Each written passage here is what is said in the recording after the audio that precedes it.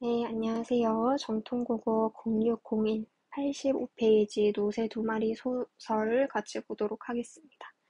자, 먼저 왼쪽에 첫 번째 세모 보겠습니다.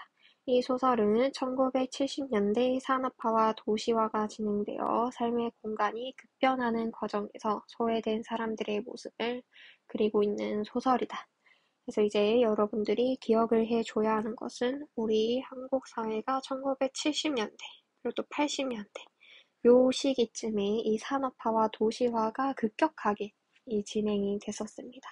그래서 뭐 공장이 생기고 자동차가 생기고 그리고 도시가 생겨나면서 그전에는 모두가 이제 농촌에서 농사를 지으면서 살고 있었는데 이 도시가 생기면서 그에 비해 또 변두리 지역 이런 데가 생기면서 이 자연스럽게 소외된 사람들이 생겨나게 되었습니다. 그래서 뭐 빈부격차 이런 것도 생기고 농촌을 떠나서 도시로 이동하는 젊은이도 많이 생기고 그런 시대적 상황이 1970년대였다라는 거를 먼저 알고 줄거리부터 한번 읽어보겠습니다. 자, 새 동네가 들어서면서 동네의 모습이 변화한다. 새 동네 사람들과 구 동네 사람들은 서로 어울리지 않고 새 동네 사람들은 노새를 신기하게 여긴다. 이 노새는 우리 여기에도 단어 뜻이 네, 말과 당나귀 사이에서 교배를 통해 태어난 잡종동물. 그래서 되게 당나귀인데 짤뚱하게 생긴 그런 뭐 당나귀 이렇게 생각을 해주면 됩니다. 그래서 이 사람들이 노새를 신기하게 여긴다. 이 연탄 배달을 하던 중 노새가 도망치고 아버지와 나는 노새를 찾아 나서지만 찾지 못한다. 그래서 여기에 지금 나가 등장을 하고 있죠. 그러면은 1인칭이구나 알 수 있는데요. 그래서 이 나라는 이 아들이 있고 그리고 아버지 이 아빠가 있고 그래서 이 아빠가 노새를 데리고 연탄 배달을 합니다. 그런데 이제 어느 날 노새가 이제 도망을 혼자 쳐버린 거죠. 자, 노새가 멀리 도망치는 꿈을 꾼 나는 다음날 노새를 찾던 중에 들어간 동물원에서 아버지와 노새가 닮았다고 생각한다. 자신이 노새가 되겠다며 웃던 아버지는 노새가 입힌 피해 때문에 순경 경찰이 찾아왔다는 말을 듣고 집을 나간다 이러면서 끝이 나게 됩니다. 그래서 일단 여러분들이 먼저 소설을 한번 끝까지 쭉 읽어보세요. 다 읽었다고 생각을 하고 이제 두 번째 세모 한번 보겠습니다. 이 작품은 어린아이인 나를 서술자로 설정을 했다.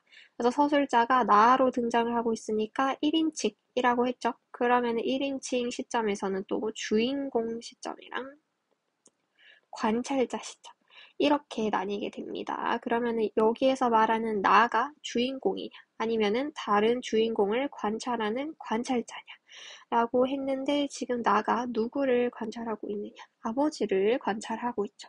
그래서 이 작품은 1인칭 관찰자 시점이다. 이렇게 찾을 수 있고요. 그래서 하필 이 나를 왜 어린아이로 설정을 했을까? 왜냐하면은 이 아버지의 고달픈 삶을 있는 그대로 전달하여 독자가 이를 더욱 절실하게 느끼게 할 수 있기 때문입니다. 그래서 또 여기에서 중요한 키워드가 나왔었죠. 이 급격한 도시화가 진행이 되면서 거기에 적응하지 못할 이 좀 가난한 도시의 소외된 소외된 계층들, 소외된 사람들, 그 사람이 이제 아버지와 같은 사람들입니다. 그래서 이 어린아이인 순수한 어린아이의 시각으로 아버지, 이 소외된 사람들이 얼마나 힘든지 그거를 있는 그대로 보여주는 그런 효과를 또 가지고 있다고 볼 수 있겠습니다. 자, 그러면은 여기 또 가문담부터 조금 중요한 부분 같이 보겠습니다. 자, 아버지와 나는 한도 끝도 없이 걸었다. 이제 노새가 도망을 치고 나서 둘이서 노새를 찾으러 이 무작정 일단 거리로 나와서 막 다니고 있었어요. 자, 어느새 거리는 점심때쯤이 되었습니다. 여기서 이제 시간도 계속 흐르고 공간도 계속 이동을 하게 되죠. 그럴 때는 이제 우리가 시간적 배경, 또 공간적 배경, 그런 데에다가 표시를 또 조금 해줍시다. 그래서 거리가 점심때쯤 되었습니다. 이 사람들은 우리 보고 어디를 가느냐, 노새를 찾아다니냐고 묻지 않았습니다. 이 서로에게 관심이 없는 이 또 아까 새 동네 사람들이랑 구 동네 사람들이랑 갈등이 조금 있었습니다. 그 모습이 이 도시와 변두리 지역 사람들 간의 갈등 또 무시받는 현실 그런 것들을 보여주고요. 여기에서도 마찬가지로 이 소외된 사람들을 신경 쓰지 않는 이 현대인들의 차가운 모습 그런 것들을 보여주고 있습니다. 자, 아버지와 나는 아무에게도 노새를 보지 못했느냐고 묻지 않았다. 다리는 쇠사슬을 단 것처럼 무겁고 처럼. 요거 우리 또 전에 배웠던 비유법이네요. 여기에서는 직접적으로 비유를 하고 있죠.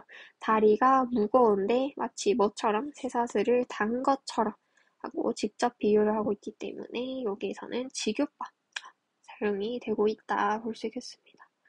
배가 고프고 쓰렸다. 라는 그런 우리가 옛날 얘기에 나오는 길 잃은 나그네 같다. 이것도 마찬가지. 우리가 뭐 같다? 나그네 같다. 라고 직접 비유하고 있으니까 이것도 마찬가지로 직유법입니다. 자, 길을 멀고 해는 저물었는데 쉴 곳도 없고 인가도 안 나타나고 불빛도 없다. 노새는 전혀 보이지 않고 있는 그런 상황이었습니다. 자, 그 다음에 나문당 가서 이제 또 이 배경이 바뀌었습니다. 거리에서 동물원으로. 시간은 해가 질 무렵 저녁으로 바뀌었어요. 동물원에는 어쩌다가 들어왔는지 모르겠지만 어떻게 들어와서 아버지가 이 얼룩말이 있는 우리 앞에 잠시 발을 멈췄습니다. 그런 모습을 나가 지금 관찰을 하는 거죠. 1인칭 관찰자답게 보고 있습니다. 그러다가 아버지의 얼굴이 어쩌면 그렇게 말이나 노새와 닮았는지 모르겠다고 생각하였다. 그렇게 생각하고 보니 꼭 그랬다. 길게 째진 감정이 없는 노상 벌름벌름한 코, 하마 같은 덜렁하니 큰 귀. 이렇게 아버지를 굉장히 세세하게 이 외양을 관찰을 하고 있습니다. 그래서 이 관찰한 내용을 굉장히 묘사해서 전달을 하고 있다. 자, 아버지가 너무 오래 말이나 노새를 다뤄와서 그런 건지 애당초 말이나 노새 같은 사람이어서 그런 건지 알 수 없으나 영락 없는 말의 형상이었다. 자, 동물원을 나왔을 때 이제 다시 또 장소랑 시간이 바뀌었습니다. 거리로 나왔고 시간은 밤이 되었습니다. 그리고 이제는 집 쪽으로 향하려고 했는데 그 사이에 이 대포집에 아버지랑 나가 둘이 같이 들어가게 됩니다. 이 술집으로. 그래서 술집 안에 들어갔더니 사람들이 왁왁 떠들어대고 고기도 굽는 냄새, 찌개 냄새, 김치 냄새. 이거는 우리 감각 중에서도 이 감각적 표현이 사용이 또 되고 있다. 그 다음에 중약분, 그래서 이제 아버지가 좀 취하고 기분이 좋아서 막 이야기를 하는데 이제부터 내가 노새다. 이 말이 뭐겠어요? 내가 노새처럼 이 연탄을 수레를 끌면서 내가 노새처럼 일을 하겠다. 내가 노새가 되어야지 도망갔는데 별 수가 있겠냐. 이렇게 얘기를 하고 있습니다. 히힝 한번 웃었다. 정말 노새처럼 표현을 하고 있죠.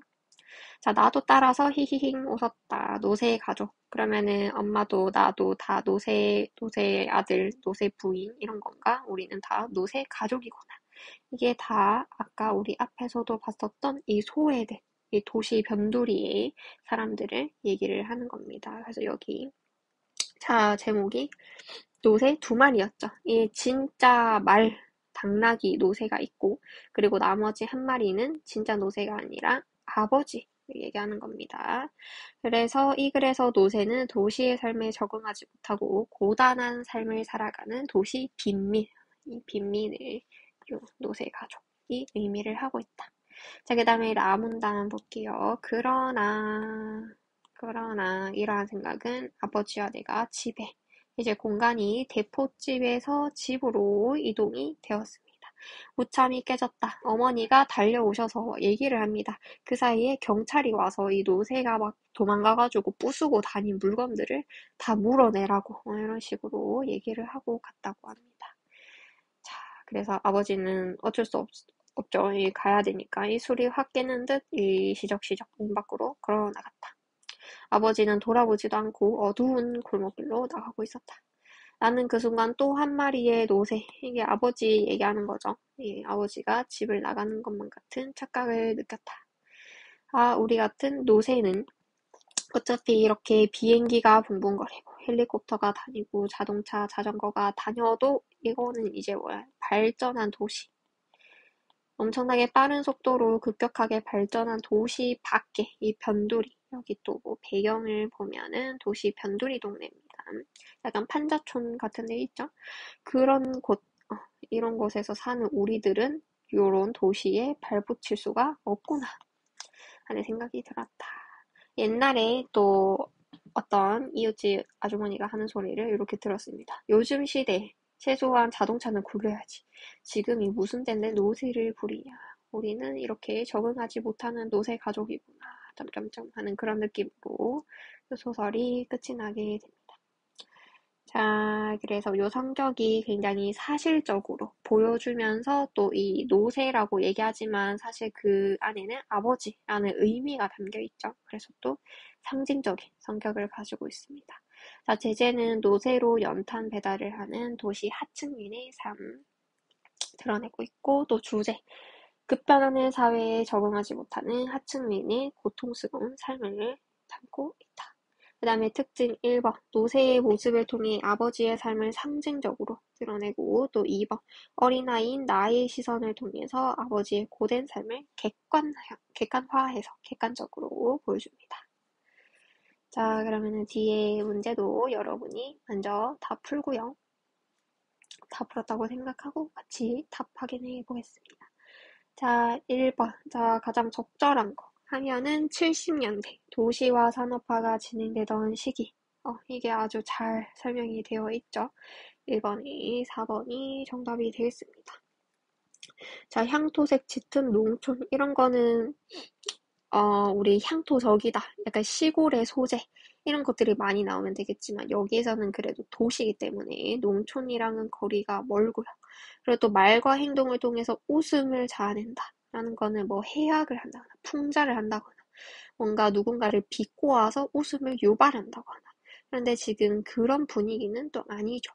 그리고 전통과 단절된 삶을 살아가는 사람들을 비판하고 있다. 여기에서는 지금 누구를 대놓고 뭐 비판하고 있는 이 도시 사람들이랑 변두리 사람들을 대조적으로 보여주는 이 하층민들의 삶을 사실적으로 보여주긴 하지만 누구를 뭐 비판하고 있지는 않습니다.